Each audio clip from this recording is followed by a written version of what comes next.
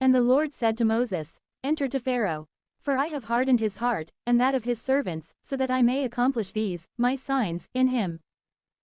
And so that you may describe to the ears of your sons and your grandsons how often I opposed the Egyptians and wrought my signs among them, and so that you may know that I am the Lord. Therefore, Moses and Aaron entered to Pharaoh, and they said to him, Thus says the Lord God of the Hebrews, How long will you be unwilling to be subject to me? Release my people to sacrifice to me. But if you resist, and you are unwilling to release them, behold, tomorrow I will bring locusts into your borders.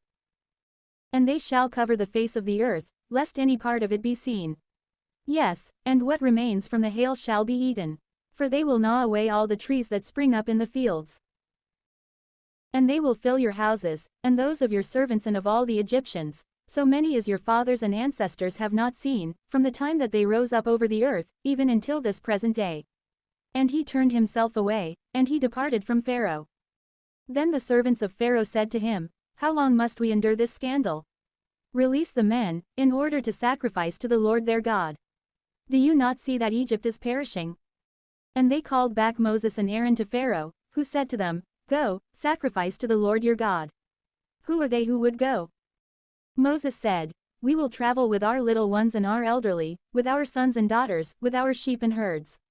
For it is a solemnity of the Lord our God. And Pharaoh responded, So let the Lord be with you. But if I were to release you and your little ones, who would doubt that you intend some great wickedness? It will not be so. However, go only with the men, and sacrifice to the Lord. For this, too, is what you yourselves requested. And immediately they were cast out from the sight of Pharaoh. Then the Lord said to Moses, Extend your hand over the land of Egypt, toward the locusts, so that they may rise up over it, and devour every plant which remains from the hail. And Moses extended his staff over the land of Egypt. And the Lord brought a burning wind all that day and night. And when morning came, the burning wind lifted up the locusts. And they ascended over the entire land of Egypt. And they settled into all the parts of the Egyptians, innumerable, such as had not been before that time, nor ever would be thereafter. And they covered the entire face of the land, laying waste to all things. And the plants of the land were devoured, along with whatever fruits were on the trees, which the hail had left behind. And nothing at all of the greenery remained on the trees or on the plants of the earth in all of Egypt. For this reason, Pharaoh hurriedly called Moses and Aaron, and he said to them, I have sinned against the Lord your God, and against you. But now, release me from my sin even this time, and petition the Lord your God, so that he may take this death away from me. And Moses, departing from the sight of Pharaoh, prayed to the Lord. And he caused a very strong wind to blow from the west, and, seizing the locusts, it cast them into the Red Sea.